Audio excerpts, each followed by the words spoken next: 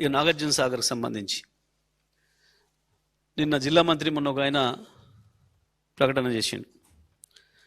నాగార్జున సాగర్ నిండినా మేము నీళ్ళు ఇయ్యం రైతులకు.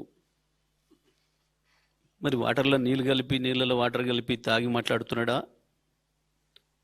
సాగర్కి వచ్చిన నీళ్ళని ఆయనకే సరిపోతాయా? మరి వాటర్లో నీళ్ళు కలుపుకోవడానికి బుద్ధుండి మాట్లాడుతున్నాడా లేక మాట్లాడుతున్నాడా?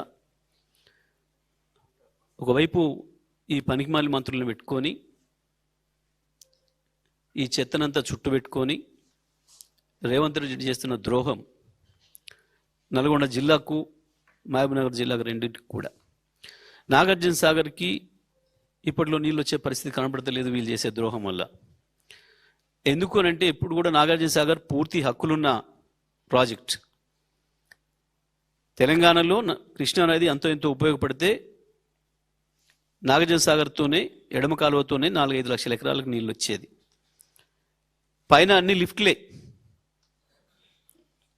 పైన కేసీఆర్ వచ్చిన తర్వాత పూర్తి చేసి ఎప్పుడో నిజాం కాలంలో ప్రారంభం చేసుకొని సమైక్యాంధ్ర ద్రోహానికి అట్నే దెబ్బతినిపోయిన భీమా ఫేజ్ 1, 2 కావచ్చు, నెట్టెంపాడు కావచ్చు, కోయిల్ సాగర్ కావచ్చు, ఆ తర్వాత అనేక ఉద్యమాల తర్వాత ప్రారంభించిన జూరాల కావచ్చు, అనేక ద్రోహాలకు గురై చివరికి ఒత్తిళ్లకు ప్రారంభించిన కేఎల్ఐ కావచ్చు, ఎక్కడ కూడా ఒక్క లిఫ్ట్ ఇప్పటి వరకు వాళ్ళు ప్రారంభం చేయలే. నీళ్ళు ఒకవైపు నుంచి వస్తున్నాయి, కనబడుతున్నాయి. నారాయణపూర్ నిండింది అన్నప్పుడే ఇక్కడ ఉన్న నీళ్లను మనం లిఫ్ట్ చేసుకోవడం ప్రారంభం చేసుకోవాలి. ఎందుకంటే మనకున్న లిఫ్ట్ల కెపాసిటీ చాలా తక్కువ. వాస్తవానికి ఇవాళ ఇంత ఎల్నినో ప్రభావం ఉన్నప్పటికి కూడా మనకు ప్రకృతి సహకరించి ఇచ్చినందుకు మహబూబ్నగర్ జిల్లాలో 10 లక్షల ఎకరాలు అక్షరాల 10.5 లక్షల ఎకరాలు బ్రహ్మాండంగా మొదటి పంట పండించుకునే అవకాశం ఉండే మహబూబ్నగర్ జిల్లా రైతాంగం. కానీ దుర్మార్గంగా వీళ్ళ మోసానికి వీళ్ళ అమ్మకానికి బలైపోయి ఇవాళ మహబూబ్నగర్ జిల్లా రైతు కూడా ఎకరం నాటుబెట్టే పరిస్థితిలో లేరు. ఇక నల్గొండ నాగార్జున సాగర్ పరిస్థితి ఇంకా దరిద్రంగా తయారైంది. ఎట్టి పరిస్థితులలో కూడా నాగార్జున సాగర్ గేట్లు ఓపెన్ చేసేంత వరకు కూడా పోతిరెడ్డిపాడు దగ్గర నుంచి చుక్క నీళ్ళు తీసుకోవడానికి లేదు ఆంధ్రప్రదేశ్కి. వాళ్ళకు రావాల్సింది, వాళ్ళు తీసుకోవాల్సింది కేవలం వరద జలాలు. వరద జలాలు అంటే ఎప్పుడైనా ఏ నది పైన ఉన్న ప్రాజెక్టు నుంచి వరద జలాలు తీయాలి అని అంటే చివరి ప్రాజెక్టు కింది ప్రాజెక్టు నిండిన తర్వాత మాత్రమే పైన వరద జలాల గేట్లు ఓపెన్ చేయాలి. ఇవాళ నాగార్జున సాగర్కు చుక్క నీళ్ళు రానేలేదు. అప్పుడే దుర్మార్గంగా పోతిరెడ్డిపాడు గేట్లు ఎత్తి ఏ రకంగా తీసుకుపోతున్నారో చూసినాం మనం.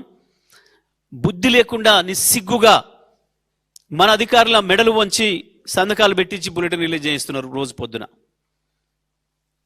మన అధికారులందరితో నేను మాట్లాడుతున్నా. కేవలం 8,000 క్యూసెక్కులు తీసుకుపోతున్నాం మేము పోతిరెడ్డిపాడు నుంచి వెళ్ళని చెప్పారు. కానీ ఇవాళ మీరు చూసినారు ఆ కాలువ ఎంత ఉంది, ఆ ప్రవాహ వేగం ఎంత ఉంది, దాని వెడల్పు ఎంత ఉంది, ఎట్లా పోతుందో. తక్కువలో తక్కువ 30 నుంచి 40,000 క్యూసెక్కుల నీళ్లు పోతున్నాయి ఆ వైపు. ఇక నాగార్జున సాగర్కి నీళ్ళు ఎప్పుడు రావాలి? ప్రకృతి సహకరించలేదా అంటే ప్రకృతి కనకరించింది. ఎల్నినోతో ఋతుపవనాలు రాలేకపోయినా కనీసం తుఫాన్ల వల్లనైనా వచ్చింది. వచ్చినాయి, పైనుంచి నీళ్ళు నిండుకుంటూ వచ్చినాయి. వాస్తవానికి శ్రీశైలం నిండి కిందికి సాగర్కి వచ్చిన తర్వాతనే ఆ గేట్లు ఓపెన్ చేయాలి అటువైపు.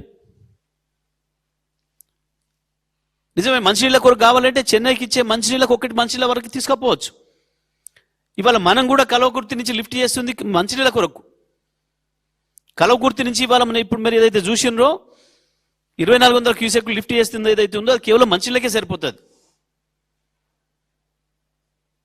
ఇప్పుడు మనకు మహబూబ్నగర్ 10 నియోజకవర్గాలు, రంగారెడ్డి జిల్లాలోని 3 నియోజకవర్గాలు, మొత్తం ఈ నియోజకవర్గాలకు అన్నిటికి కూడా 7టికి 12, 17, 19 నియోజకవర్గాలకు కూడా నీళ్ళు ఇచ్చేది కలకుర్తి లిఫ్ట్ ఇరిగేషన్ నుంచి.